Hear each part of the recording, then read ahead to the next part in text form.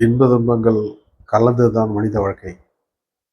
ஒருவனுக்கு துன்பமே இறைவன் கொடுத்து கொண்டிருக்கிறானே, ஆனால் அவன் கொடுத்து வைத்தவன் என்றுதான் கொள்ள வேண்டும். ஏனால் கண்டிப்பாக பிற்பாடு இன்பத்தை கொடுப்பான்.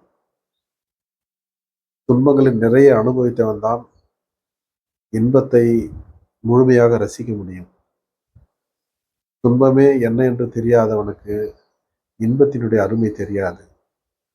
அதனால் வாழ்க்கையில் கடவுள் எவ்வளவுக்கு எவ்வளவு நமக்கு துன்பத்தை அளிக்கிறாரோ அதை கண்டு நாம் துவண்டு விடக்கூடாது. முயற்சியோடு நமக்கு வெற்றி கிடைக்கும் என்று விடாமுயற்சியோடு நாம் நம்முடைய பாதையை கடந்து செல்வோமேயானால் கண்டிப்பாக இன்பம் தானாக நம்மை தேடி வரும். கடவுள் நமக்கு இன்பத்தை அளிப்பார்.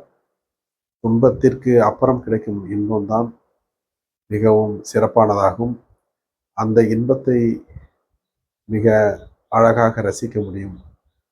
துன்பத்தை அனுபவிக்காதவன் கண்டிப்பாக இன்பத்தை அனுபவிக்க முடியாது.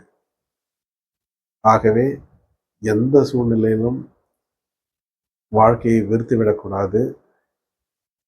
துன்பமே வந்தாலும் அதை இன்பமாக நினைத்து கொண்டு நாம் வாழ்க்கையில் வெற்றி பாதையில் முயற்சியுடன் பயணிக்க கற்றுக்கொள்ள வேண்டும்.